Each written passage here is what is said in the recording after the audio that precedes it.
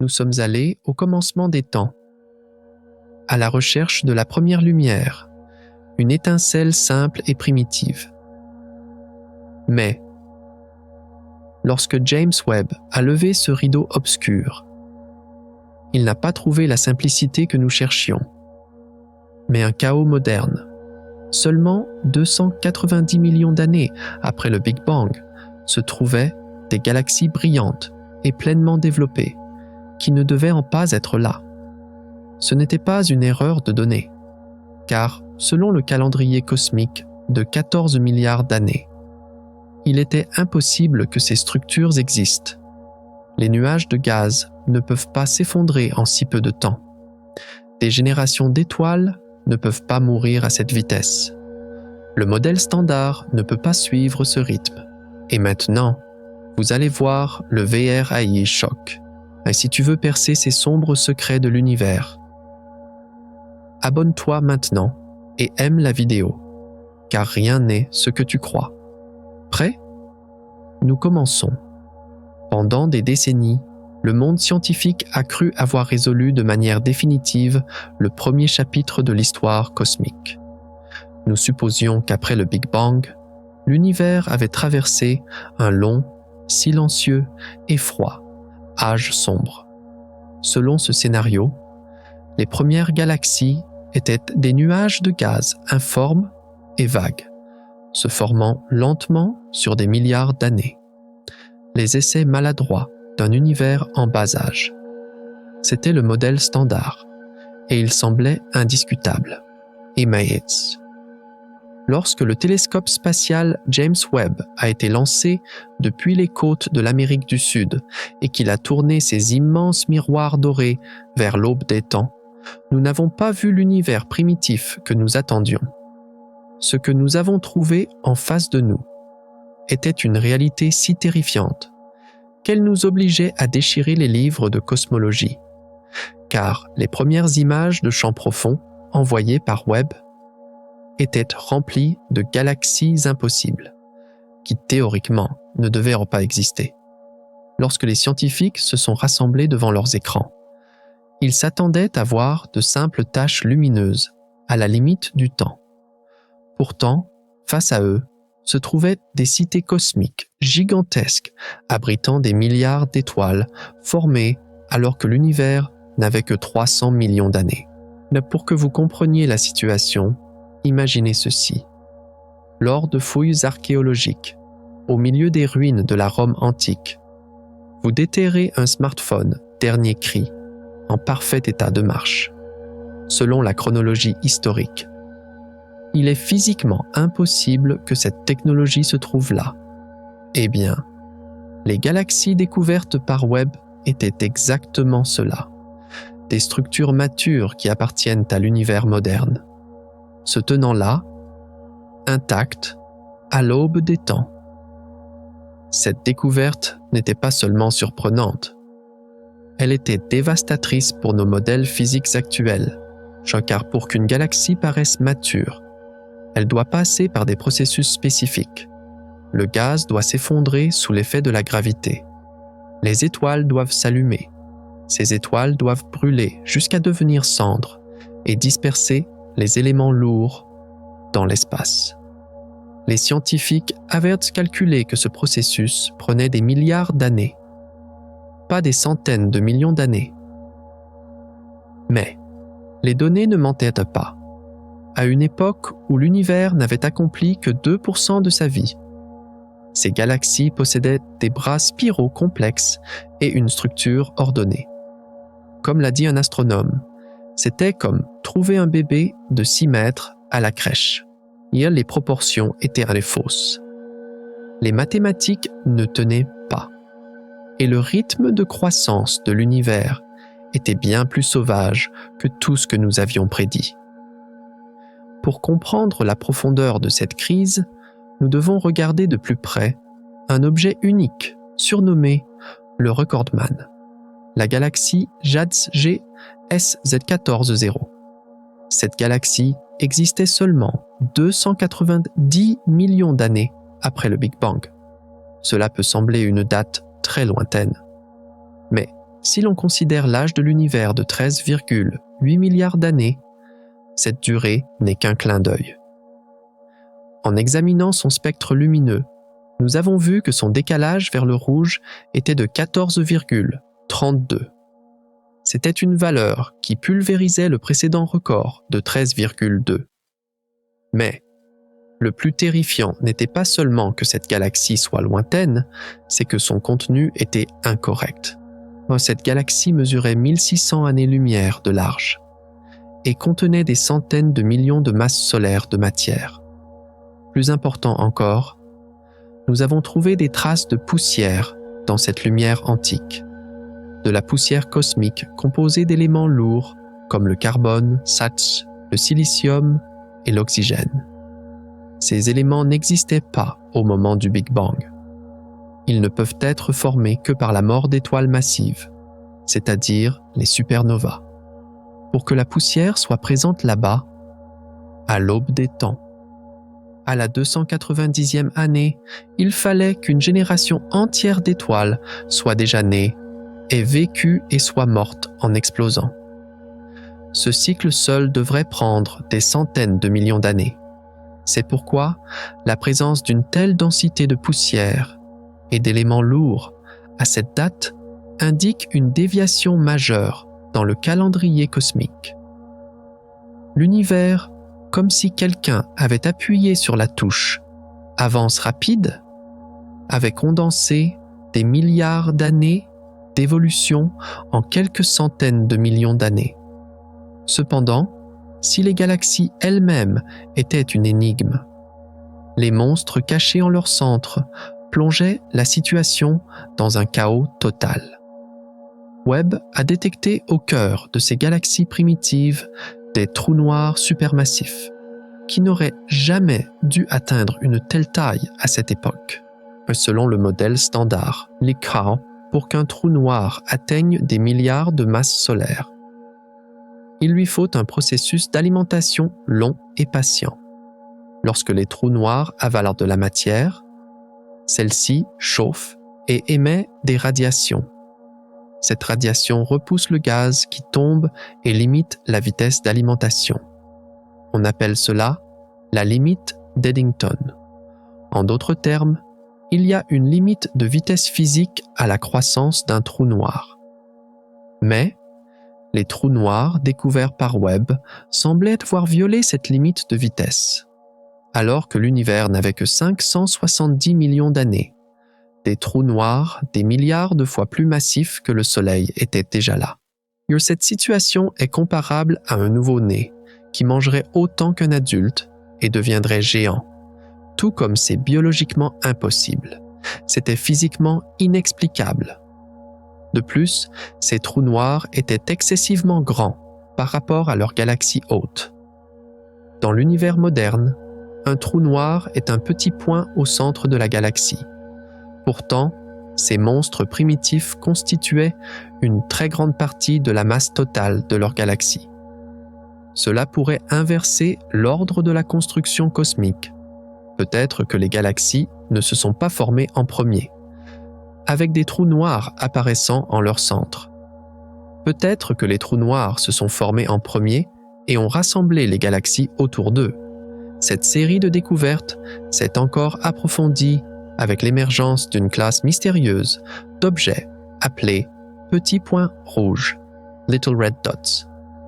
Des milliers de petits objets compacts et rouges disséminés dans les images de champs profonds de Webb. Au début, on pensait qu'il s'agissait de galaxies lointaines ordinaires. Mais leur nombre était si élevé qu'il était illogique que l'univers primitif soit si peuplé. Les analyses spectroscopiques ont montré que la plupart de ces points abritaient en leur centre des trous noirs en pleine alimentation. Le gaz tournait autour de ces objets à des vitesses hallucinantes, comme 2 millions de miles par heure. Mais ces objets ne ressemblaient pas aux galaxies que nous connaissons. Ils étaient bien plus denses, bien plus brillants et bien plus rouges. Et certains théoriciens suggèrent qu'il pourrait s'agir de étoiles à trous noirs. des structures hybrides où un trou noir est enfoui dans un nuage de gaz, présentant à la fois des caractéristiques d'étoiles et de trous noirs. Il pourrait s'agir d'un type d'objet céleste sans équivalent dans l'univers moderne, spécifique à ses premiers instants chaotiques. Si cela était vrai, cela signifie qu'au début de l'univers, il y a eu un âge des monstres sombres, régi par des lois physiques complètement différentes, qui n'existent plus aujourd'hui. Ces petits points rouges pourraient être les derniers vestiges de cette ère perdue. Maintenant, regardons le tableau que nous avons sous les yeux. Des galaxies massives qui ne devraient pas exister, des trous noirs qui dépassent les limites physiques et des milliers de points rouges non identifiés. Tout cela pointe vers une seule vérité.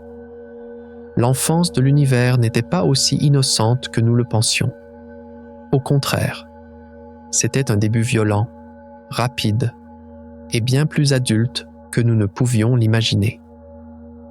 L'histoire de croissance lente et progressive que nous racontait le modèle standard s'effondre sous le poids des données de web. Mais comment, d'où l'univers a-t-il trouvé le matériel et le temps pour construire ces structures gigantesques, juste après le Big Bang, alors qu'il n'avait même pas eu le temps de refroidir? Ce n'est pas la question qui empêche les scientifiques de dormir. Le plus effrayant, c'est la possibilité que ces objets impossibles ne soient que la partie émergée d'une structure bien plus grande et invisible, cachée dans le tissu de l'univers. Et cette structure invisible pourrait complètement changer la source qui alimente la lumière elle-même. Les données de Webb ne jouent-elles pas seulement avec la taille des galaxies, mais aussi avec la nature des premières étincelles qui les ont illuminées. Car dans l'enfance de l'univers, un type d'étoile bien plus différent, bien plus sauvage que ce que nous voyons dans le ciel aujourd'hui, aurait pu régner. Pendant des années, les scientifiques ont supposé que les premières lumières de l'univers étaient des fourneaux nucléaires fonctionnant comme notre Soleil. Mais la réalité que pointe Webb murmure que l'obscurité elle-même aurait pu alimenter la lumière. Le premier concept radical qui se présente à nous est celui des étoiles de population 3, que les astrophysiciens théoriciens poursuivent depuis des décennies. Ce nom peut paraître technique, mais il décrit en réalité les premiers et les plus purs habitants de l'univers. Au début de l'univers, le tableau périodique était vide. Il n'y avait que de l'hydrogène, de l'hélium et des traces de lithium.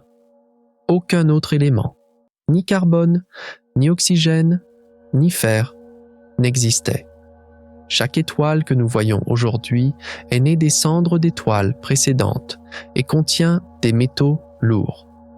Pourtant, les étoiles de population 3 étaient différentes. Elles étaient entièrement formées de gaz primitifs. Les éléments lourds facilitent l'effondrement et le refroidissement d'un nuage de gaz, ce qui limite la taille des étoiles. Mais il n'y avait pas de métaux lourds pour arrêter ces étoiles primitives. C'est pourquoi les simulations montrent que ces étoiles de première génération auraient pu atteindre des tailles terrifiantes. Elles auraient pu être 100 fois 1000 fois, voire 100 000 fois plus massives que notre Soleil. C'est comme comparer une flamme de bougie à un incendie de forêt. Ces monstres auraient pu mettre fin au âge sombre en inondant l'univers de radiation ultraviolette. Leur durée de vie était courte selon les standards cosmiques. Elles n'ont vécu que quelques millions d'années, ont brûlé rapidement et ont explosé en supernovas colossales, ensemençant pour la première fois l'univers avec des éléments lourds, pour que le fer dans vos veines ou l'or à votre doigt existe aujourd'hui. Il fallait que ces géants soient proches morts, il y a des milliards d'années, Webb pourrait maintenant avoir capturé la lumière fantomatique de ces spectres, Ashkinot et Chabasins, en utilisant la lentille gravitationnelle. Cependant, à l'aube de l'univers, Sexson, des objets fonctionnant avec une source d'énergie bien plus exotique que la fusion nucléaire auraient pu se cacher. Les scientifiques les appellent étoiles sombres, Dark Stars. Ne vous laissez pas tromper par leur nom, ces objets n'étaient pas sombres. Au contraire, ils étaient incroyablement brillants. Une étoile standard produit de l'énergie en fusionnant des atomes.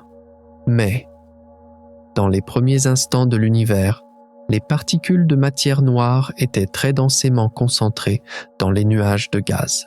Donc si la théorie des particules massives à interaction faible, WIMPs, est correcte, ces particules de matière noire auraient pu entrer en collision les unes avec les autres et subir une réaction d'annihilation.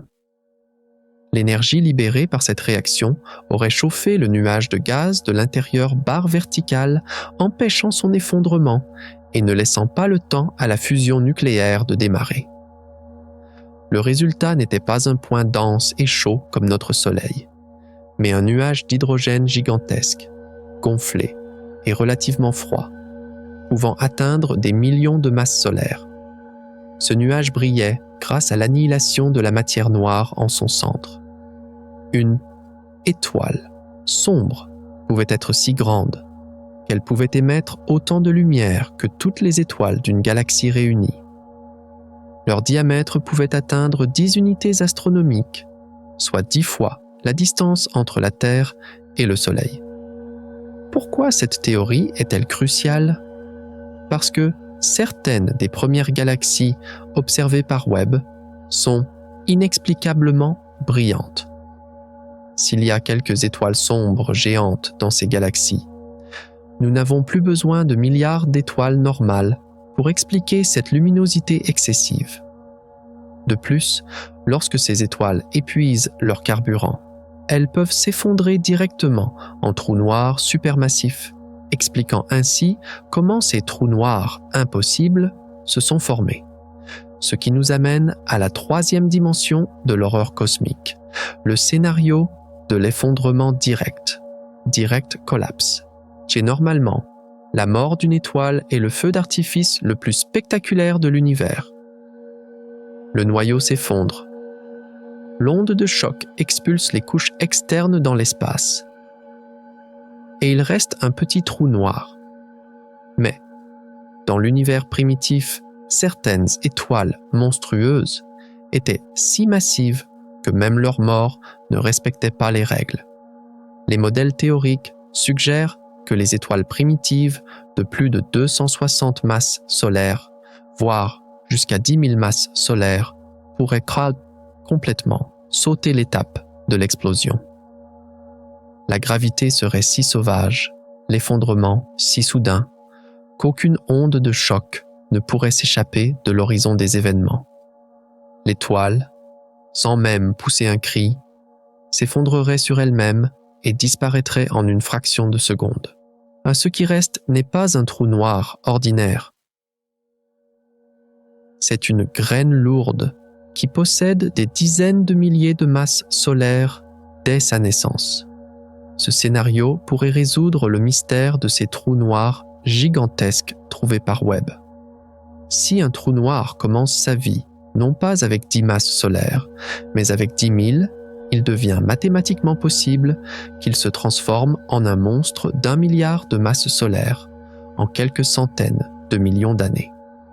Les ratios azote-oxygène observés dans des galaxies comme GS 3073 capturées par Webb, impossibles à produire par les processus stellaires normaux, pourraient être précisément la signature des vents de ces étoiles monstrueuses. Cela prouve qu'au début de l'univers, il y a eu une violence d'une ampleur que nous ne pourrons jamais voir aujourd'hui, que tous ces concepts, galaxies impossibles, trous noirs ayant grandi prématurément, étoiles alimentées par la matière noire et géants disparaissant sans explosion, réécrivent la première page de notre histoire cosmique. Nous pensions autrefois que cette période était simple et calme. Nous savons maintenant que le début de l'univers était une arène où les limites des lois de la physique étaient repoussées, où la matière et l'énergie se manifestaient sous leurs formes les plus extrêmes. Les petits points rouges ne sont pas de simples taches. Ils sont peut-être les derniers témoins de cette ère perdue, de ces monstres exotiques. Nous n'avons plus seulement des théories, nous avons les spectres, les empreintes chimiques et les photons fournis par Webb. Hey. Maintenant, nous nous demandons ces monstres théoriques sont-ils réellement là? Lorsque le télescope Webb a regardé dans cette obscurité profonde, comment a-t-il capturé un par un les preuves concrètes confirmant ces modèles? Quels ont été ces moments spécifiques, ces points de rupture, qui ont poussé les scientifiques à utiliser le mot « crise », car être possible en théorie ne signifie pas exister en réalité. Pourtant, Webb a transformé ces possibilités en réalité, pixel par pixel, et a laissé entre les mains du monde scientifique un nœud flambant, neuf et bien plus complexe à démêler. Et juste au moment où les scientifiques avaient confiance en la solidité de leur théorie, le télescope Webb a révélé la vérité derrière le rideau. Ce qu'il a vu n'était pas seulement quelques points de données inattendues. Face à lui se trouvait un tableau complètement impossible, qui frappait les modèles cosmologiques en plein visage. Il n'y avait plus d'estimation ou de simulation, seulement des données froides, dures et impossibles à expliquer. Le premier choc est venu avec une galaxie qu'ils ont nommée la Grande Roue, The Big Wheel. Son nom suffisait à lui seul à décrire à quel point elle était absurde. Car cette galaxie était là, alors que l'univers n'avait que 2 milliards d'années. Elle avait des bras parfaits, comme une galaxie spirale moderne, une étoile régulière et un disque calme. Pourtant, à cette époque, l'univers était un chaos total. C'était une arène violente où les galaxies entraient constamment en collision, où les gaz étaient projetés de manière désordonnée. Dans un tel environnement, il était impossible qu'une structure aussi élégante et ordonnée puisse survivre. Cette galaxie, par sa simple existence, enfreignait les règles. Le télescope Hubble l'avait déjà observé, mais l'avait enregistré comme une tache floue. Les yeux infrarouges de Webb, eux, ont percé le brouillard et ont révélé la structure en treillis complexe en dessous. La Grande Roue avait conservé sa structure spirale, malgré des collisions avec d'autres galaxies. Normalement, une telle collision aurait dû briser ses bras spiraux délicats et la transformer en une boule elliptique informe. Mais elle, contrairement à tous les modèles, continuait de tourner en conservant son ordre. Les scientifiques étaient en hâte et stupéfaits, car c'était aussi absurde qu'un château de cartes restant debout au milieu d'un ouragan. Mais ce n'était que le début. Car Webb a regardé encore plus profondément, vers quelque chose d'encore plus impossible. Face à lui se trouvait la rotation des amas de galaxies. Cette découverte n'interrogeait pas une seule galaxie, mais l'univers tout entier. Selon le modèle standard, le Big Bang était une explosion répartie de manière égale dans toutes les directions. Par conséquent, l'univers ne devrait pas avoir de haut, de bas ou d'est. Chaque direction devrait être identique. C'est le principe d'isotropie, la pierre angulaire de la cosmologie moderne. Pourtant, les données de Webb ont déplacé cette pierre. Le Jesus Survey, qui a étudié plus de 260 galaxies, a trouvé un motif troublant. Les galaxies ne tournaient pas de manière aléatoire, avec une différence statistiquement significative. Le nombre de galaxies tournant dans une direction était supérieur à celui des galaxies tournant dans l'autre. Ce petit déséquilibre murmurait une vérité gigantesque. L'univers lui-même pourrait être en rotation. si c'est vrai, le Big Bang n'était pas une explosion symétrique. C'était un événement qui s'est produit à l'intérieur d'un trou noir en rotation. L'univers, dès sa naissance, tournait autour d'un axe. Et cette rotation a été transmise même aux galaxies, formées des milliards d'années plus tard. Cette possibilité a donné la chair de poule aux physiciens. Car si l'univers tourne, nous devrons ajouter le concept de direction à toutes nos équations cosmologiques. Et cela signifie tout réécrire depuis le début. L'onde de choc ne s'était pas encore calmée que le télescope Webb est entré en scène avec le trou noir fugitif. La règle des trous noirs est simple. Ils se trouvent au centre des galaxies et attirent tout à eux. Ils sont les points d'ancrage fixes de l'univers. Mais Webb a détecté un monstre errant dans l'espace se déplaçant à 2 millions de miles par heure. Cette vitesse signifie parcourir la distance entre la Terre et la Lune en seulement 7 minutes. Pour qu'un trou noir atteigne une telle vitesse, seul un jeu de billard cosmique est possible. Dans ce scénario, lorsque deux galaxies fusionnent l'Axouts, les trous noirs en leur centre commencent à tourner l'un autour de l'autre. Juste à ce moment, une troisième galaxie et un troisième trou noir entrent dans le système. Cette danse à trois est si chaotique que, par un effet de fronde gravitationnelle, l'un des trous noirs est éjecté du système. Dans l'image capturée par Webb, il y avait une traînée de 200 000 années-lumière derrière ce trou noir fugitif. Cette traînée était composée de nouvelles étoiles nées des gaz comprimés par les ondes de choc du passage du trou noir. En d'autres termes, ce monstre errait dans le vide intergalactique, laissant derrière lui une queue d'étoiles. Cette découverte a prouvé une fois de plus à quel point l'univers est un endroit violent. Même les objets les plus massifs ne sont pas en sécurité. Même eux peuvent être arrachés et éjectés. Et finalement, l'un des plus grands mystères, les belles au bois dormant, qui est sans galaxie, a été révélé. L'univers primitif était une période remplie de gaz et de poussière, où la formation d'étoiles était à son apogée. Tout aurait dû fonctionner comme une maternité. Mais Webb a trouvé des galaxies mortes alors que l'univers n'avait qu'1 milliard d'années. Dans ces galaxies, la formation d'étoiles s'était complètement arrêtée. Elles gisaient, rouges et faibles, dans le cimetière cosmique. Cette situation était complètement contraire à la chronologie.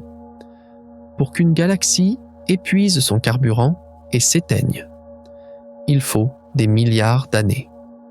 L'épuisement du gaz, la naissance et la mort des étoiles, l'activation des mécanismes de rétroaction, tout cela prend du temps. Mais ces galaxies avaient vieilli et étaient mortes alors que l'univers était encore un enfant. Certains modèles suggèrent que les trous noirs supermassifs, en chauffant le gaz très rapidement, ont arrêté la formation d'étoiles. D'autres disent que les collisions de galaxies ont épuisé le gaz. Quelle que soit la raison, le résultat était le même. Les premières périodes de l'univers n'étaient pas seulement remplies de naissances, mais aussi de morts soudaines et inexplicables. Les belles au bois dormant montraient que le cycle de vie de l'univers était bien plus rapide, bien plus impitoyable que nous le pensions. Toutes ces découvertes, spirale impossible, un univers en rotation, trous noirs en fuite et galaxies mortes, convergent toutes vers un seul point. L'histoire de l'univers n'est pas une ligne droite, mais un graphique rempli de fractures. Le scénario de croissance lente et stable du modèle standard cède la place à une réalité rapide, violente et chaotique. Mais même dans ce chaos, il semble y avoir un ordre que les scientifiques ne peuvent pas expliquer, au-delà des données. Car chaque anomalie trouvée par Webb est en fait une partie d'un problème bien plus profond, bien plus fondamental. Lorsque nous essayons d'assembler ces pièces, l'image qui se dégage ne menace pas seulement la cosmologie, mais la physique elle-même. Alors, comment ces pièces vont-elles s'assembler? Et comment cette union va-t-elle?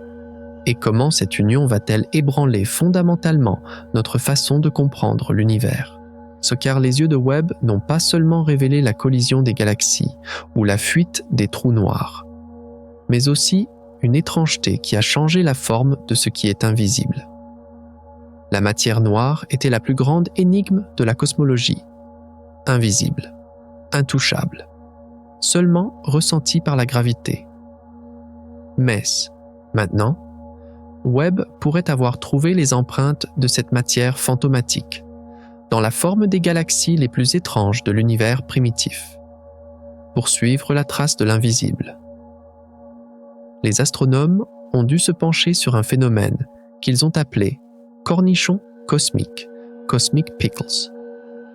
Ce nom peut paraître amusant, mais la science qui se cache derrière est extrêmement sérieuse. Dans la première période de 1 à 3 milliards d'années de l'univers, la plupart des galaxies n'avaient pas les formes rondes ou en disques auxquelles nous sommes habitués. Au lieu de cela, elles étaient des structures allongées en forme de saucisse ou de cornichon. Les images de champs profonds de Webb étaient remplies de ces galaxies aux formes étranges. Le modèle standard de la matière noire froide prévoyait que les premières galaxies devaient être plus rondes et plus grumeleuses.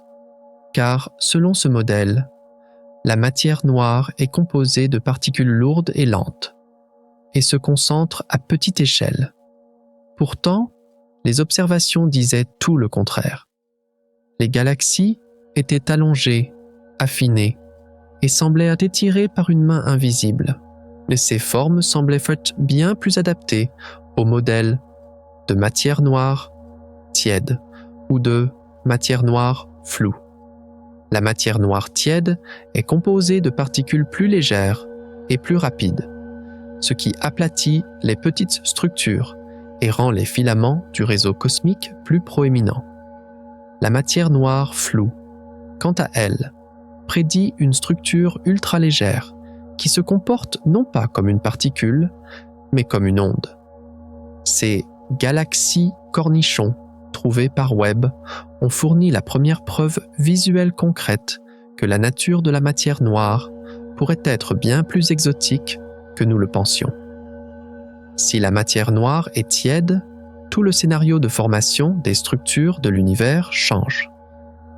Les premières étoiles se forment différemment. Les galaxies fusionnent différemment.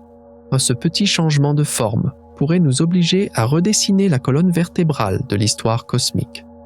Mais ce ne sont pas seulement les formes qui défiaient les lois de la physique. Les températures aussi étaient hors de l'échelle. En 2025, des astronomes ont annoncé qu'un groupe de galaxies existant, alors que l'univers n'avait qu'1 milliard d'années, brûlait à une température impossiblement chaude. En astronomie, la température est la couleur. Plus c'est chaud, plus c'est bleu, plus c'est énergétique. La lumière émise par ces galaxies montrait que leur gaz avait atteint une température si extrême que les mécanismes de chauffage standards que nous connaissons étaient insuffisants. Normalement, les étoiles chauffent le gaz, les trous noirs chauffent le gaz. Et le gaz dans ces galaxies brillait à une température dépassant l'énergie que les étoiles et les trous noirs pouvaient pas produire. Un chercheur a résumé la situation en disant « Il est difficile de comprendre comment tout cela peut arriver. Pour que le gaz atteigne cette température, soit la formation d'étoiles devait exploser avec une efficacité inimaginable, soit les trous noirs devaient craver se nourrir en pulvérisant la limite d'Eddington.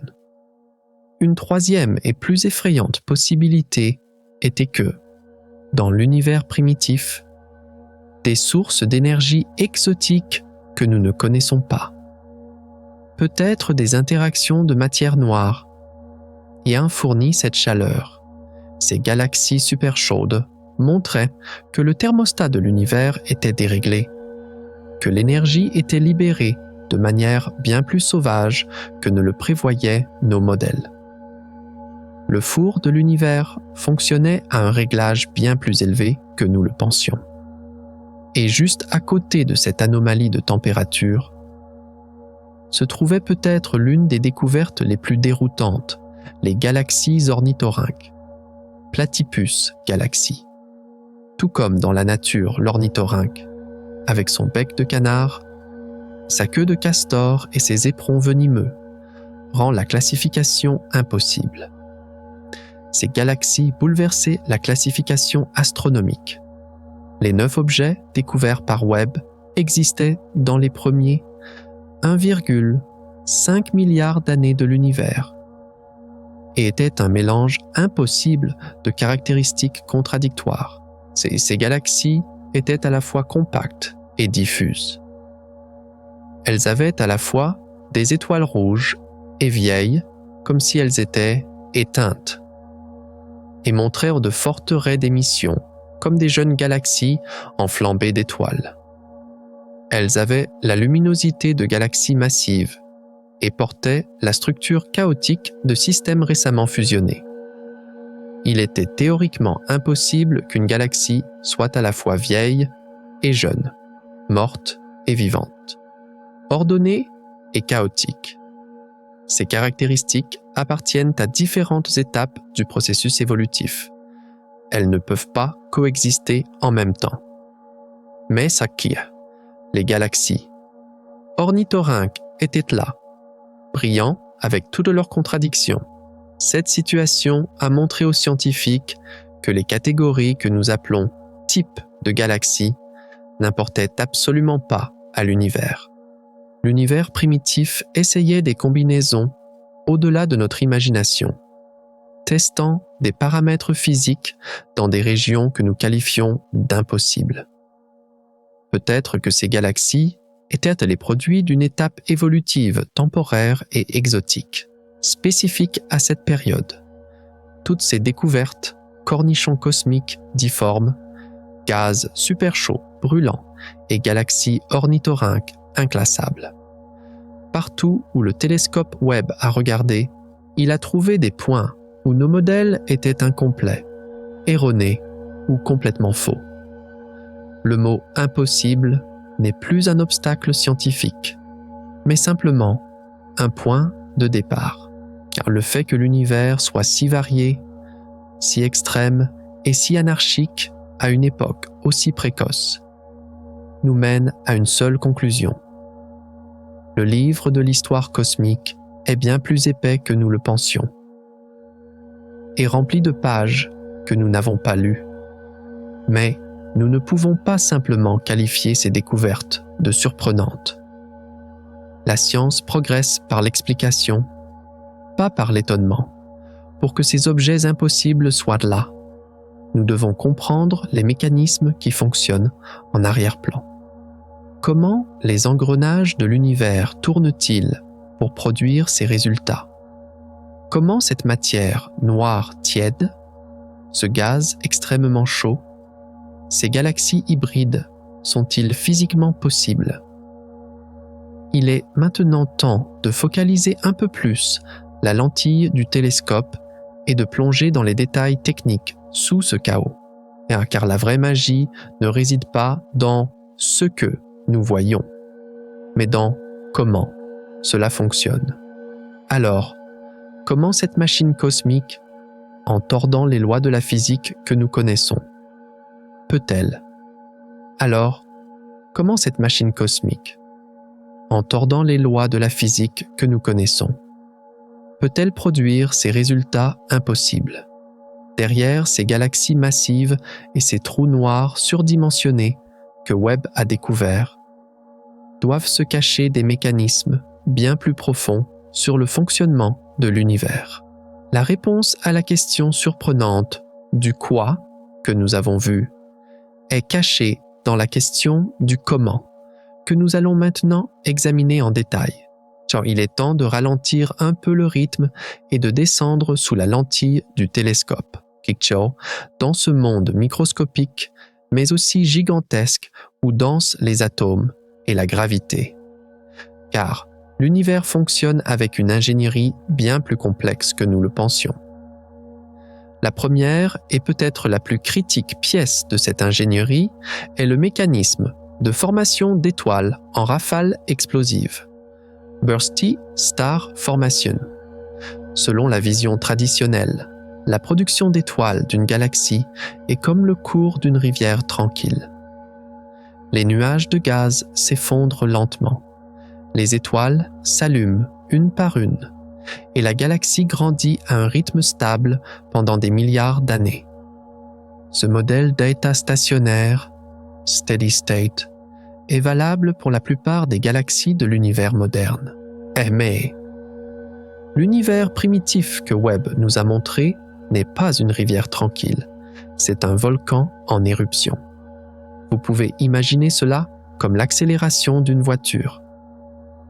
Le modèle d'état stationnaire est comme une voiture roulant à 90 km/h sur l'autoroute.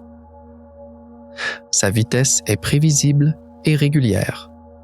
La formation d'étoiles en rafale est une voiture de course qui appuie à fond sur l'accélérateur, puis freine brusquement. Dans l'univers primitif, les galaxies allumaient des millions d'étoiles en un temps incroyablement court, de seulement quelques millions d'années. Pendant ces explosions soudaines, la luminosité de la galaxie pouvait atteindre 10, voire 100 fois son niveau normal. Les simulations montrent que la force motrice derrière ces explosions est la rétroaction, feedback. Lorsqu'un groupe d'étoiles naît, il émet une radiation intense et explose peu après en supernova. Cette énergie chauffe le gaz environnant, l'expulse et arrête temporairement la formation d'étoiles. Lorsque le gaz refroidit et retombe, le cycle recommence. Ce mécanisme résout le mystère des galaxies impossiblement brillantes trouvées par Webb. Si vous capturez une galaxie au moment précis de cette explosion, elle apparaît beaucoup plus grande et plus massive qu'elle ne l'est. En réalité, sa masse est normale, mais son émission de lumière à ce moment-là est trompeusement élevée.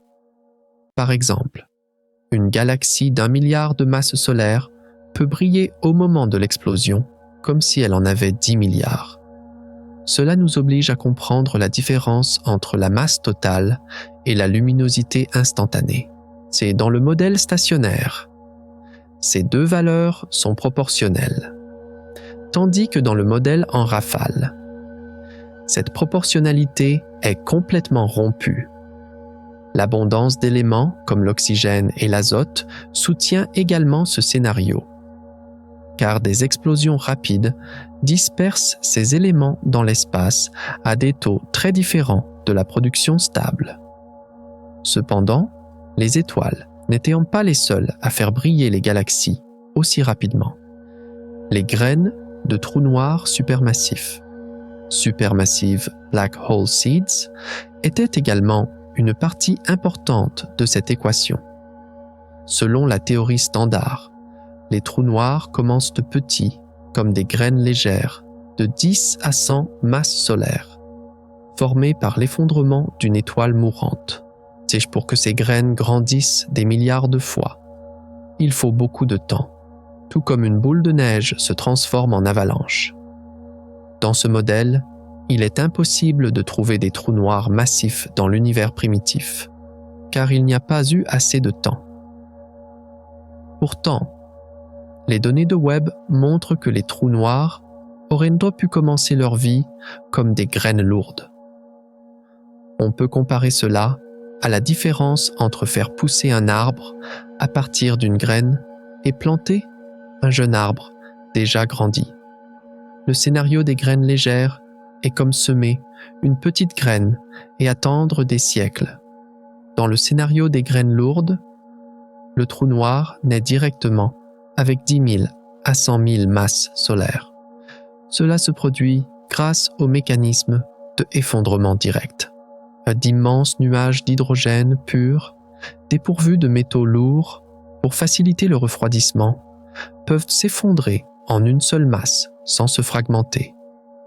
Cet effondrement est si colossal qu'il saute complètement la phase stellaire et se transforme directement en un trou noir géant.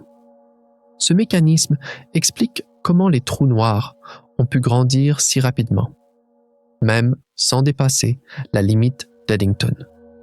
Si vous commencez la course, non pas avec 100 mètres d'avance, mais avec 10 000 mètres, vous atteignez la ligne d'arrivée beaucoup plus rapidement. Les trous noirs d'1 milliard de masses solaires détectés par Webb, existant à seulement 500 millions d'années de l'univers, ont été rendus possibles grâce à ce démarrage rapide, qui dans le modèle standard, il faut environ 50 millions d'années à un trou noir pour doubler sa masse, alors que dans le scénario des graines lourdes, ce temps n'est pas nécessaire, car la masse initiale est déjà gigantesque. Cela montre que la population de trous noirs dans les premières périodes de l'univers était beaucoup plus nombreuse et poids lourd que nous le pensions. Un autre mécanisme critique est le processus de réionisation cosmique, qui a dissipé le brouillard dense de l'univers. Après les premiers 388 000 ans suivant le Big Bang, l'univers a refroidi et des atomes d'hydrogène neutre se sont formés. Ce gaz neutre a recouvert l'univers comme un brouillard dense barre verticale, empêchant la lumière de circuler librement. Cette période est appelée les âges sombres, pour que la lumière soit à nouveau libre. Ce gaz devait être ionisé, c'est-à-dire que les électrons devaient être arrachés des atomes. Autrefois, on pensait que ce processus se déroulait de manière universelle et homogène, comme un brouillard qui se lève lentement au lever du soleil. Mais Webb a montré que la réionisation progressait de manière inégale, patchy et en bulles locales. On peut comparer cela à des bougies s'allumant une par une dans une pièce sombre. Chaque galaxie ou quasar créait une petite bulle transparente en nettoyant le brouillard environnant. Avec le temps, ces bulles ont grandi, ont fusionné. Et finalement, tout l'univers est devenu transparent. La zone nettoyée, observée par Webb, autour d'une galaxie existant seulement 330 millions d'années après le Big Bang, est la preuve de ce mécanisme. Cette galaxie avait percé le brouillard dense d'hydrogène environnant et créé sa propre bulle de transparence personnelle. L'existence de ces bulles explique aussi pourquoi certaines galaxies apparaissent plus brillantes que d'autres. Si une galaxie se trouve à l'intérieur d'une bulle nettoyée, sa lumière nous parvient sans obstacle. Mais, si une autre galaxie de même luminosité est encore dans le brouillard, sa lumière est absorbée et nous ne pouvons pas la voir. Cette situation crée un effet de sélection dans nos observations. Nous ne voyons que celles qui ont réussi à faire éclater leur bulle. Cela donne l'impression que la distribution des galaxies dans l'univers primitif est plus irrégulière et groupée qu'elle ne l'est en réalité. La fraction de fuite des photons ionisants, escape fraction, joue un rôle clé dans ce processus. Alors que les modèles standards prévoient que ce taux est d'environ 10 à 20%, les données de Webb suggèrent que ce taux pourrait être beaucoup plus élevé dans certaines galaxies primitives, impliquant que les galaxies fonctionnaient comme des phares perce-brouillard. Enfin, nous devons nous pencher sur le processus d'enrichissement rapide en métaux. Rapid Metal Enrichment, qui a changé la composition chimique de ces galaxies primitives. En astronomie, métal désigne tout ce qui n'est pas de l'hydrogène et de l'hélium. Carbone, oxygène, fer, tous sont produits à l'intérieur des étoiles. Selon la chronologie standard, Pachang, l'enrichissement en métaux de l'univers aurait dû prendre des milliards d'années, quoique les étoiles de première génération devaient mourir, disperser leurs matériaux dans l'espace. De nouvelles étoiles devait naître de ces matériaux, et ce cycle devait se répéter plusieurs fois. Pourtant, Webb a trouvé une abondance d'oxygène et de poussière, même dans des galaxies de 400 millions d'années. C'est comme trouver des meubles anciens dans la chambre d'un bébé? Chronologiquement, ils ne devraient pas être là.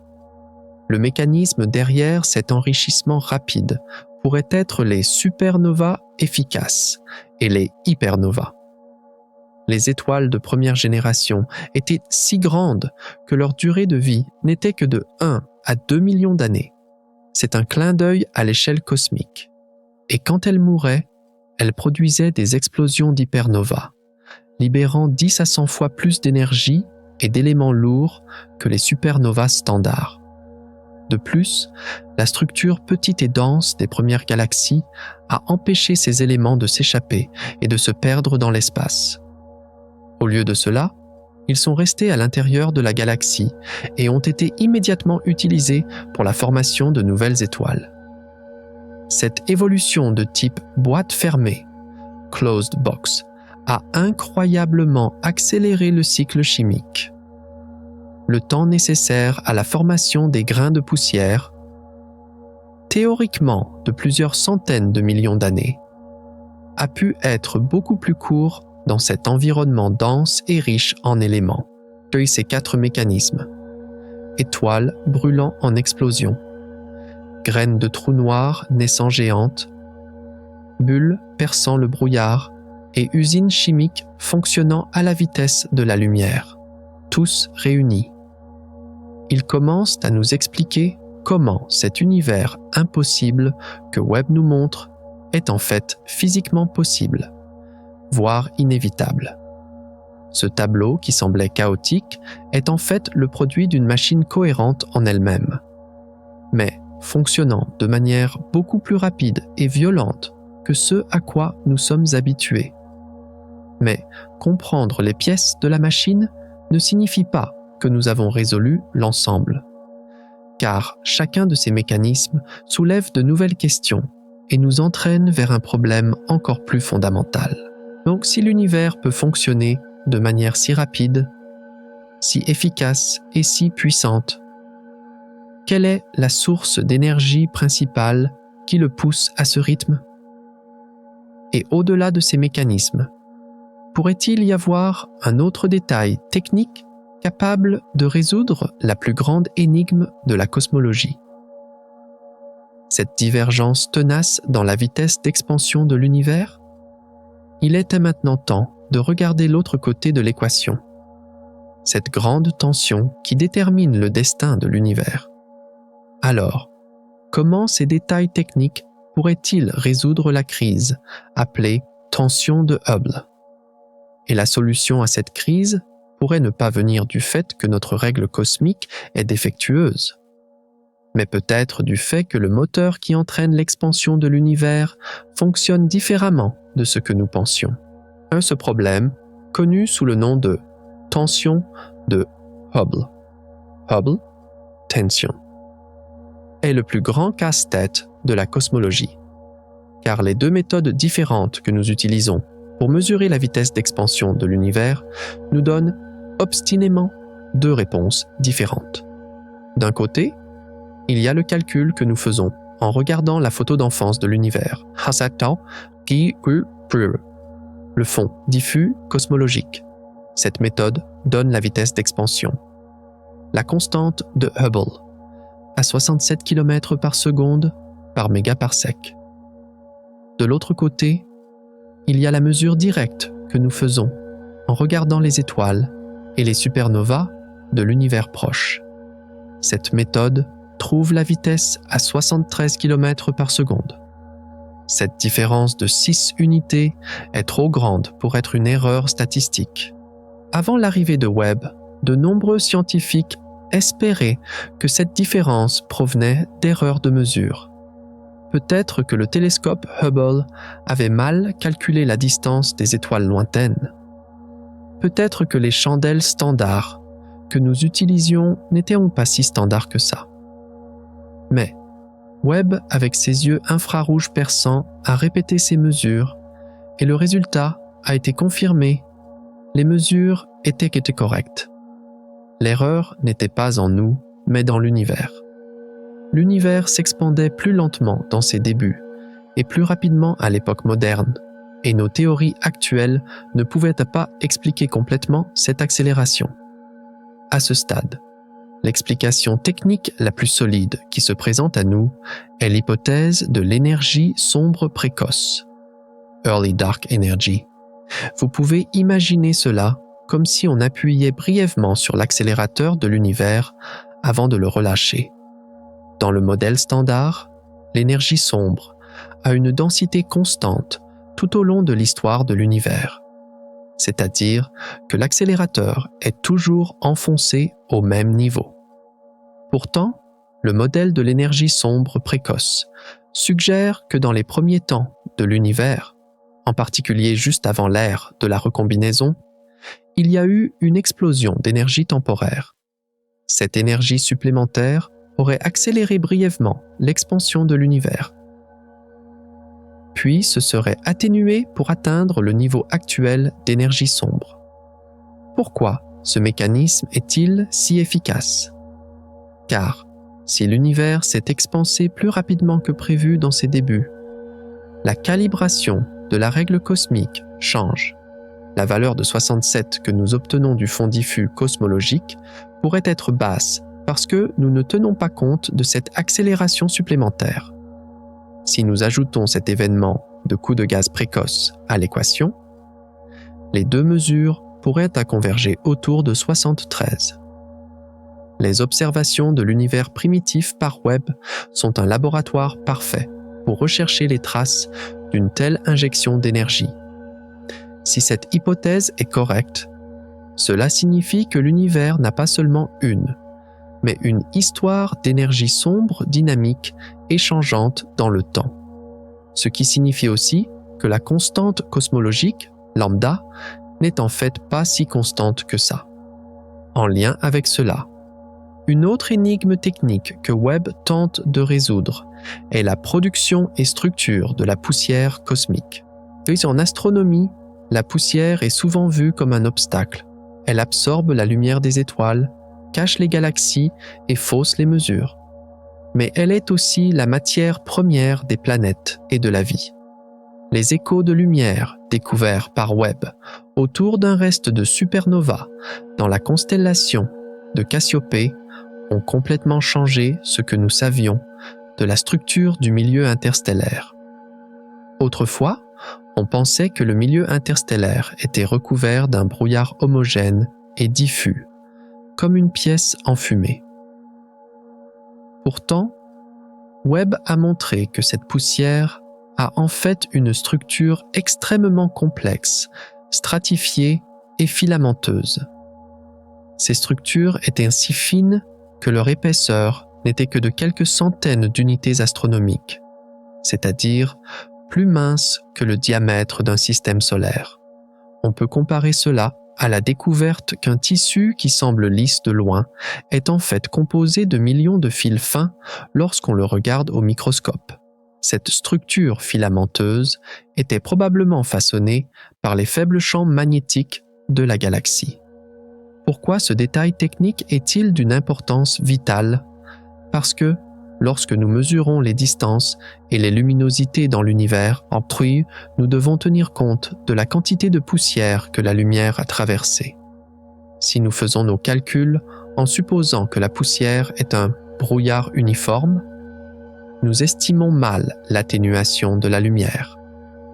Mais, si la poussière est grumeleuse et filamenteuse, certains rayons lumineux peuvent passer sans être bloqués, tandis que d'autres peuvent être complètement arrêtés. Cette découverte de Webb nous oblige à redessiner la carte de la transparence de l'univers. Les formules de correction de poussière, dust correction, que nous utilisons pour interpréter les couleurs et les luminosités des premières galaxies doivent être mises à jour avec cette nouvelle information structurelle. Peut-être que certaines galaxies ne sont pas aussi rouges ou vieilles que nous le pensions. Elle nous regarde simplement à travers un rideau de poussière très spécifique.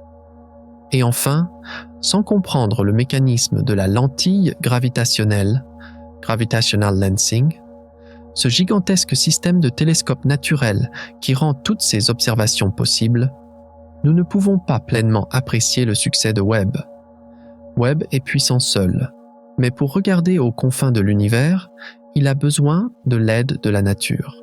Selon la théorie de la relativité générale d'Einstein, la masse courbe l'espace-temps. Si un amas de galaxies massifs se trouve entre Webb et une galaxie très lointaine, cet amas agit comme une loupe. La lumière de la galaxie arrière suit le chemin de l'espace-temps courbé, est focalisée et nous parvient à la fois agrandie et plus brillante. On peut comparer cette technique à placer une lentille géante devant la petite jumelle que vous tenez. Le miroir de Webb mesure 6,5 mètres, mais lorsqu'il utilise un amas de galaxies comme lentille, le diamètre effectif du miroir peut atteindre des kilomètres. Grâce à cela, nous pouvons détecter des étoiles individuelles, comme Earendel, qui seraient normalement trop faibles pour être vues, même à une distance de 28 milliards d'années-lumière, distance comobile. Earendel est une étoile massive et bleue qui a existé dans le premier milliard d'années de l'univers. Sans la lentille, distinguer une seule étoile à cette distance serait aussi impossible que d'essayer de voir une lampe de poche sur la Lune à l'œil nu depuis la Terre. Mais la lentille ne fait pas qu'agrandir. Elle protège aussi la lumière. La lumière des galaxies lointaines se décale vers le rouge avec l'expansion de l'univers et perd de son énergie. La lumière lentillée, quant à elle, est focalisée, ce qui permet de collecter suffisamment de photons pour une analyse spectroscopique. Les longs arcs de lumière courbés que nous voyons dans les découvertes de Webb, comme le Sunrise Arc, arc du lever du soleil, sont en fait l'image déformée d'une seule galaxie. Les courbes caustiques, caustic curves, sur ces arcs, sont des points où le taux d'agrandissement s'approche théoriquement de l'infini. Si une étoile tombe sur cette courbe, sa luminosité peut être multipliée par des milliers. Webb, en utilisant ces transits caustiques, peut examiner les plus petits détails dans les coins les plus sombres de l'univers, comme s'ils étaient nos voisins. Cela nous donne la chance de courber non seulement la distance, mais aussi le temps. Formation d'étoiles explosives, graines de trous noirs lourdes, bulles ionisées, explosion d'énergie précoce, filaments de poussière magnétique et loupe d'espace-temps. Voilà la réalité technique derrière les titres impossibles de Webb. L'univers n'enfreint pas ses règles. Il nous montre simplement que les règles sont beaucoup plus flexibles, beaucoup plus dynamiques et beaucoup plus complexes que nous le pensions. Chaque mécanisme s'emboîte comme une pièce de puzzle, transformant ce tableau de départ chaotique en un processus physique compréhensible. Mais ce qui est vraiment excitant, c'est le point où ces détails techniques nous amènent. Car nous ne pouvons plus nous contenter de la question du comment. Nous avons résolu les mécanismes. Nous avons vu comment les engrenages tournent. Il est maintenant temps de regarder le résultat final et le plus grand que cette machine produit. Le sommet le plus dramatique de l'histoire. Préparez-vous, car ce que nous avons vu jusqu'à présent n'était que la bande-annonce. Les yeux de Webb se concentrent maintenant sur le secret le plus profond de l'univers, sur l'origine de notre existence et peut-être sur notre destin cosmique lui-même. Alors, qu'est-ce qui nous attend dans ce grand final où tous ces mécanismes convergent?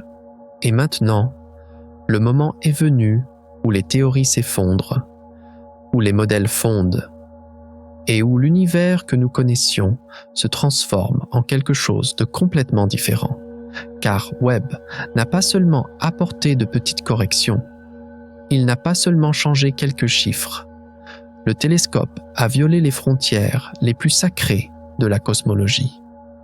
Nous sommes maintenant au-delà des mécanismes ou des détails techniques. Nous sommes au point culminant, où l'univers nous crie « Vous vous trompez ». C'est la plus grande confrontation de l'histoire de la science. Le premier acte de cette confrontation s'est ouvert avec la galaxie de Mésis. Ce nom vient peut-être de la fille de l'astronome qui l'a découverte. Mais la trouvaille n'avait rien d'innocent, car Mésis était là, alors que l'univers n'avait que 390 millions d'années. C'est un clin d'œil cosmique après le Big Bang. Mais Mésis n'était pas un bébé. Au contraire, elle était massive, brillante et remplie d'étoiles bleues.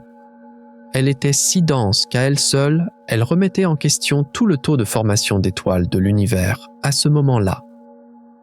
Lorsque l'âge de Mésis a été confirmé par spectroscopie, le monde scientifique a retenu son souffle. Son décalage vers le rouge était de z égale 11,4. Cela signifiait que la lumière avait voyagé dans l'espace pendant 13,4 milliards d'années. Les records précédents se situaient autour de 13,2 milliards d'années. Et ces galaxies n'étaient que des taches indistinctes. Mais Mésis était brillante, si brillante qu'elle contenait des milliards de masses solaires de matière. Le fait que l'univers ait rassemblé autant de matière en si peu de temps, c'était comme un enfant construisant la tour Eiffel en 5 minutes en jouant avec des Legos. Comment les lois de la physique pouvaient-elles permettre cela? L'effondrement du gaz prend du temps. Le refroidissement prend du temps. L'allumage des étoiles prend du temps. Mais Mésis n'avait pas de temps. Elle était là où le temps s'arrêtait. Cette découverte était une attaque directe contre le principe de formation hiérarchique des structures, du modèle cosmologique standard. Les galaxies devaient se développer du plus petit au plus grand. Mésis, elle, était grande dès le début. Cela prouvait qu'au début de l'univers, il y avait un accélérateur que nous ne connaissions pas, fonctionnant beaucoup plus rapidement. Peut-être que les premiers nuages de gaz étaient beaucoup plus denses que nous le pensions. Peut-être que la gravité fonctionnait différemment dans l'univers primitif. Mais la réalité était là. Mésis était à un endroit où elle ne devait pas être, à une taille qu'elle ne devait pas avoir. Les scientifiques ont commencé à murmurer le mot « crise » dans leurs articles, car une seule exception brise la règle. Et Mésis n'a pas seulement brisé la règle, elle l'a pulvérisée. Mais Mésis n'était qu'un début. Webb a regardé encore plus loin, au cœur des ténèbres, et a trouvé JAD ES-G S-Z un 3-0. Ce nom n'était pas un code, c'était un défi, car cette galaxie brillait seulement 320 millions d'années après le Big Bang. C'était moins de 2% de l'histoire cosmique. C'était une période où l'univers rampait encore. Mais JADES GS-Z13-0 était debout et elle courait. La lumière de cette galaxie venait des coins les plus profonds de l'univers, d'un voyage de 13,5 milliards d'années. Mais ce qui était vraiment choquant, c'est que cette lumière contenait du métal. En astronomie, le métal est tout ce qui n'est pas de l'hydrogène et de l'hélium. Oxygène, carbone, néon. Ces éléments sont cuits à l'intérieur des étoiles. Il y avait de l'oxygène dans le spectre de JADES GSZ 13-0 et en abondance. Cela signifiait ceci. Dans cette galaxie, au moins une génération d'étoiles était déjà née, avait vécu, était morte et avait dispersé ces éléments dans l'espace. C'est difficile à concevoir.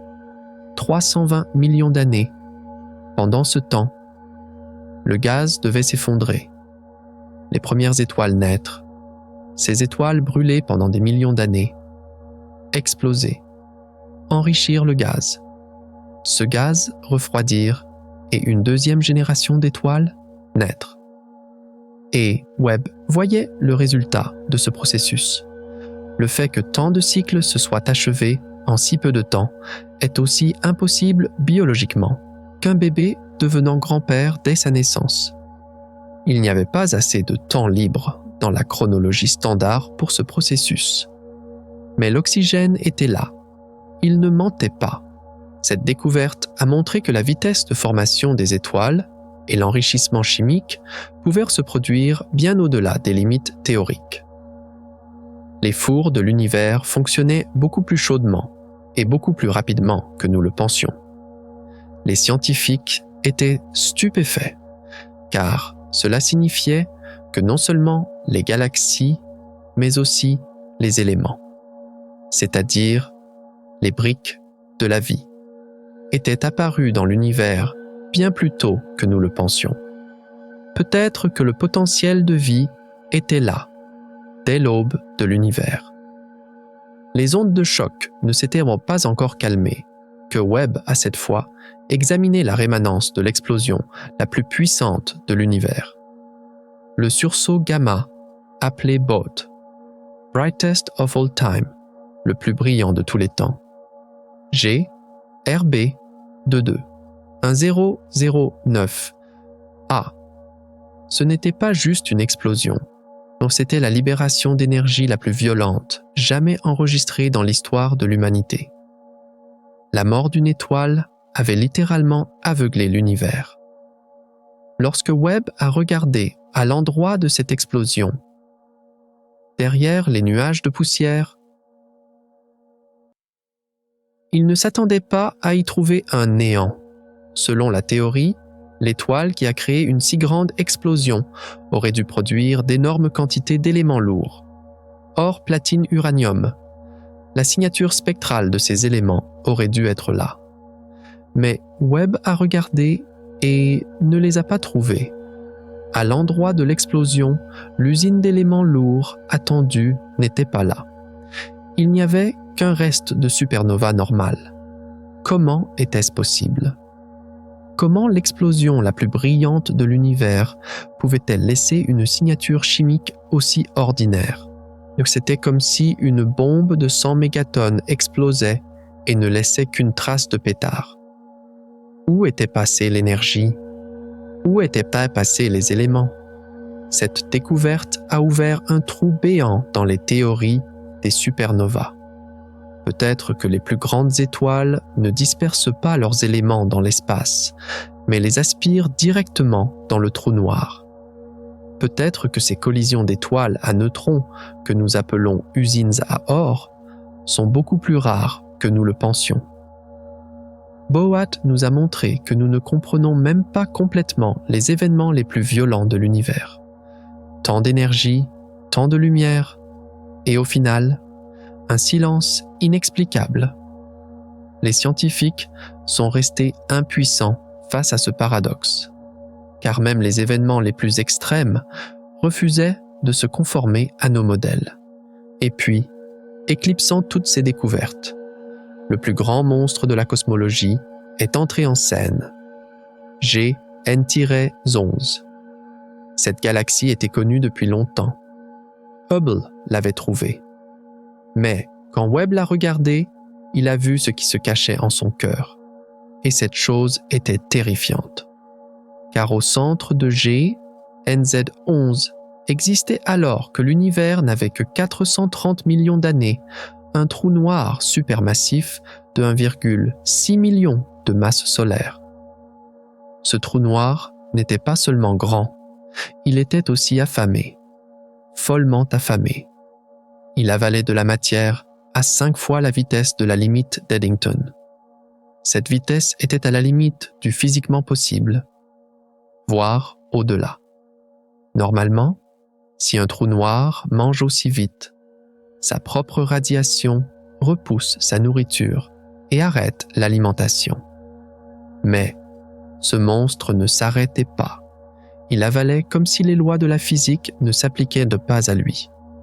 Mais le plus terrifiant était le problème de la graine, du trou noir. Pour atteindre cette taille, ce trou noir aurait dû se nourrir sans arrêt, à vitesse maximale, depuis le début des temps. Et même cela n'aurait peut-être pas suffi. Cela réduisait à zéro la probabilité mathématique qu'il soit issu d'une graine légère, d'une étoile mourante. Ce trou noir n'était pas né des étoiles. Il était né directement du gaz, directement des ténèbres. C'était la preuve vivante, respirante et dévorante de la théorie de la graine lourde. Cette découverte a montré que les trous noirs ne sont pas un sous-produit de l'univers, mais ses architectes. Ils ne sont pas venus plus tard. Ils étaient là depuis le tout début.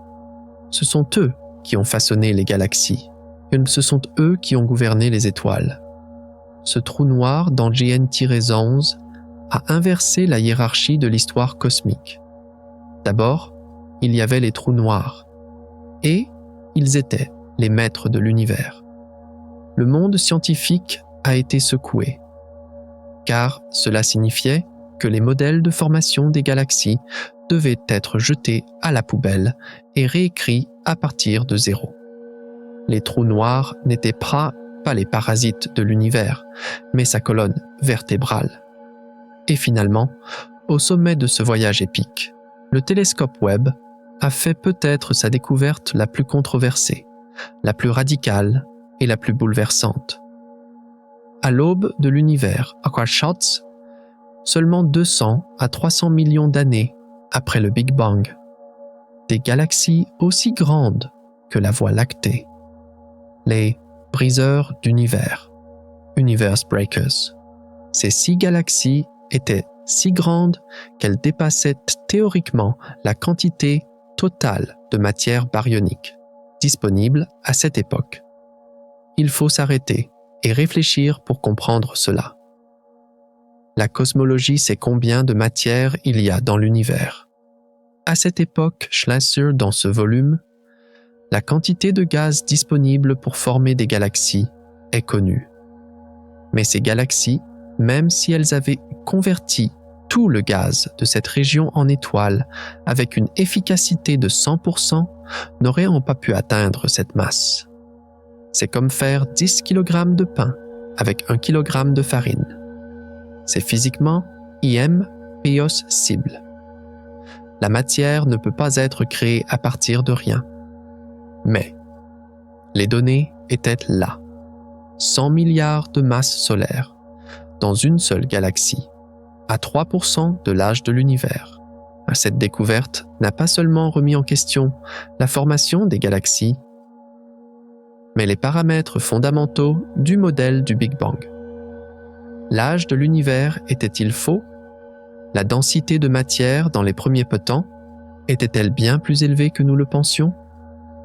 Ou la matière noire imitait-elle la matière normale d'une manière que nous ne connaissions pas? Ces galaxies étaient la définition du mot « impossible ». Les scientifiques ont vérifié et revérifié les données. Ils ont cherché une erreur. Ils ont cherché une illusion. Mais ils n'ont rien trouvé. Les briseurs d'univers étaient là, et ils nous souriaient en silence. Ils étaient le dernier et le plus grand clou planté dans le cercueil du modèle standard. Il n'y avait plus de retour en arrière, et l'histoire de l'univers que nous connaissions était écrasée sous le poids de ces 6 galaxies. Les étoiles précoces de Mésie, l'oxygène impossible de Jadès, les éléments perdus de Boat, le monstre insatiable de GN-11 et la masse inexplicable des briseurs d'univers. Ces 5 moments épiques ont mis la cosmologie sur une voie sans retour. Les anciennes réponses sont désormais insuffisantes. Les anciens modèles sont brisés.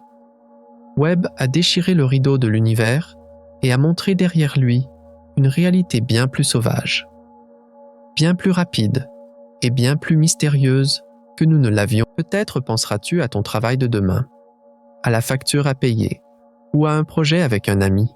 C'est tout à fait normal. Mais j'espère que, dans un coin de ton esprit, la lumière de ces galaxies lointaines continuera de briller. J'espère que lorsque tu regarderas le ciel nocturne, tu te souviendras que les points, là-haut, ne sont pas seulement de la lumière, mais que chacun est une histoire de milliards d'années, un chaos et un miracle. Car tu es le lecteur de cette histoire. Tu es l'ordre dans ce chaos, le témoin de ce miracle. L'univers te parle. Webb n'est qu'un interprète. La vraie conversation se déroule entre toi et l'infini. Et cette conversation, tant que tu respireras, tant que tu t'interrogeras, ne finira jamais. Et maintenant, il est temps de terminer ce long voyage en revenant là où nous avons commencé, à cette question la plus fondamentale. D'où venons-nous? Où allons-nous? Et que faisons-nous dans ce processus si court, si précieux, que nous appelons la vie, entre ces deux points? Les réponses peuvent changer, les théories peuvent vieillir, les télescopes peuvent prendre leur retraite. Mais la question elle-même continuera de rester le plus grand héritage de l'humanité. Et cette question nous attirera toujours vers cette première lumière au cœur de l'obscurité. Lorsque nous approfondissons cette interrogation, nous voyons que les concepts d'éthique et responsabilité prennent également une nouvelle forme dans le tableau de l'univers que Webb nous présente. Si l'univers n'est pas, comme nous le pensions auparavant, un berceau finement réglé, accueillant la vie humaine et calme, mais au contraire, une arène sauvage où les galaxies s'entre-dévorent, où les trous noirs déchirent les étoiles, où les radiations brûlent la matière. Comment cela affecte-t-il notre responsabilité morale? Cette situation évoque une métaphore cosmique de l'arche de Noé. La Terre pourrait être le seul, mais vraiment le seul refuge, sûr flottant dans cet océan chaotique et hostile. Webb scanne l'atmosphère de milliers d'exoplanètes. Trouve des mondes prometteurs comme K, 2-18b. Pourtant, jusqu'à présent, il n'a pas trouvé de deuxième maison où nous pourrions respirer, boire l'eau à grandes gorgées, semer des graines dans le sol et récolter. Mars est froide et morte. Vénus est une chaleur infernale. Les planètes extérieures sont des géantes gazeuses ou des boules de glace. Cette réalité transforme notre responsabilité envers la Terre d'une question politique ou environnementale en une nécessité cosmique. Si dans ce vaste univers, nous sommes la seule torche portant le feu de la conscience, laisser cette torche s'éteindre serait le plus grand crime commis non seulement contre nous-mêmes, mais contre l'univers tout entier. Si nous disparaissons, l'univers ne perdra pas seulement nous, il perdra son œil qui voit, son esprit qui pense. L'univers redeviendra un tas de matière aveugle et muet. Je sais pourquoi nos guerres les uns contre les autres, notre soif de consommer les ressources, nos efforts pour détruire la planète. Du point de vue de Webb, ne sont pas seulement de la stupidité, mais une trahison cosmique. Nous devons être les gardiens de l'univers, car il n'y a personne d'autre que nous. Ce sens des responsabilités nous amène à un 7e contraste, basé sur la perception du temps. Webb regarde le passé. Il y a 13,4 milliards d'années. Mais nous sommes biologiquement des êtres tournés vers l'avenir. Notre cerveau a évolué pour planifier demain, fuir le danger, perpétuer l'espèce. Pourtant, Webb nous montre comment le passé façonne l'avenir. Sans la production de métaux dans ces premières galaxies, nous n'aurions pas aujourd'hui un cerveau capable de planifier l'avenir. Cela donne naissance à un concept de héritage cosmique, Cosmic Legacy, dans la cyclicité du temps. Nous utilisons les éléments que nous avons hérités des étoiles. Alors, que laisserons-nous à ceux qui viendront après nous? Seulement des déchets plastiques et des traces radioactives? ou des monuments de notre effort pour comprendre l'univers, comme Webb? Peut-être que dans des millions d'années, une autre espèce intelligente d'un autre système stellaire regardera notre système solaire. Peut-être que l'humanité aura disparu depuis longtemps. Mais ces astronomes extraterrestres trouveront ce télescope au miroir doré, flottant en orbite, les disques d'or de voyager ou les empreintes de pas sur la Lune. Et ils diront « Quelqu'un a vécu ici, quelqu'un a regardé le ciel. » Quelqu'un s'est interrogé. Voilà la seule véritable forme d'immortalité. Nous ne pouvons pas vivre éternellement biologiquement. Même notre soleil s'éteindra un jour. Mais la connaissance et la curiosité, lorsqu'elles sont gravées dans la matière, peuvent transcender le temps. Le télescope Webb est une lettre d'amour que nous avons écrite à l'univers. Une lettre qui dit « Nous étions là, nous avons essayé, nous avons vu ». Les lignes les plus tristes de cette lettre sont écrites sur le silence, le paradoxe de Fermi, cette célèbre question qui hante les astronomes depuis des années. Où est tout le monde? Si l'univers est si vieux, si les galaxies sont si nombreuses, pourquoi ne voyons-nous pas de traces d'autres civilisations, les structures gigantesques qu'elles ont construites? Les signaux qu'elles ont envoyés, Webb a rendu ce silence encore plus profond, car nous avons regardé jusqu'à l'aube de l'univers. Et là non plus, nous n'avons vu aucune trace technologique, aucune lumière artificielle, aucun processus non naturel. Il n'y avait que les lois de la physique, du gaz, de la poussière et de la gravité. Cette situation soulève deux possibilités effrayantes. La première, la théorie du grand filtre. Peut-être que la vie commence fréquemment dans l'univers, mais qu'elle se détruit avant d'atteindre le niveau de civilisation intelligente. Ou juste après. Peut-être que la vie a germé dans ces galaxies primitives, impossibles, mais qu'elle a été grillée dans cet environnement chaotique, sous les radiations de ces explosions de supernovas et de ces trous noirs actifs. L'univers violent que Webb a vu pourrait ne pas être un berceau pour la vie, mais un cimetière. Si c'est le cas, notre présence ici signifie que nous avons franchi des milliards de seuils dangereux, ce qui fait de nous les plus grands gagnants de la loterie de l'univers. La deuxième possibilité est encore plus exotique. Peut-être que nous sommes les premiers nés, the firstborn. L'univers a peut-être 13,8 milliards d'années, mais les conditions propices à la vie, l'accumulation suffisante de métaux lourds, l'apaisement des galaxies, n'ont peut-être été possibles que récemment. Peut-être que la vie était impossible dans ces anciennes galaxies. Peut-être que la Voie lactée est la première zone de sécurité de l'univers. Mais si nous sommes les premiers, alors c'est notre devoir de nous répandre dans la galaxie, de donner vie à l'univers, de briser le silence. Il n'y avait personne avant nous, mais il pourrait y avoir des trillions d'êtres vivants après nous. Et leur destin dépend des choix que nous faisons aujourd'hui. Du point de vue de Webb, la terreur et l'émerveillement, terror and awe, ne sont plus des émotions opposées, mais les deux faces d'une même médaille. Ce trou noir, massif, ce monstre insatiable au centre de J. N-11 est terrifiant. Mais, en même temps, c'est un moteur immense qui façonne la galaxie, qui transforme la matière en énergie.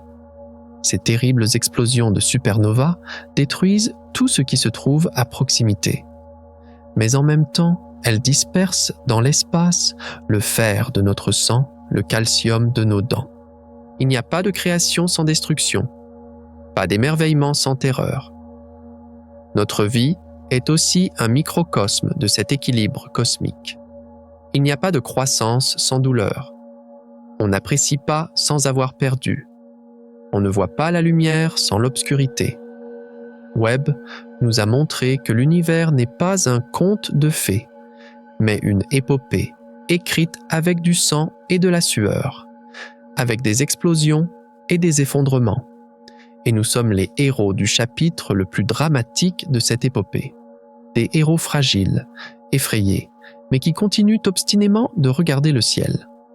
Enfin, Webb nous a enseigné le pouvoir de la perspective vue de la Terre.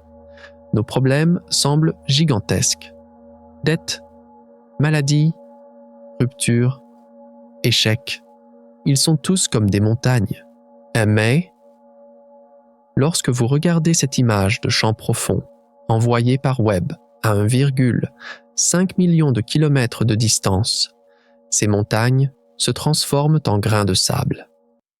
Ce n'est pas pour minimiser nos problèmes, mais pour nous rappeler de ne pas rester bloqués dessus. La douleur que tu ressens est réelle. Ta lutte est précieuse. Mais tu n'es pas seulement cette douleur et cette lutte. Tu es une poussière d'étoiles de milliards d'années. Tu es la manière dont l'univers fait l'expérience de lui-même. Avec tes yeux, l'univers regarde le coucher du soleil. Avec tes oreilles, l'univers écoute la musique. Avec ton cœur, l'univers ressent l'amour.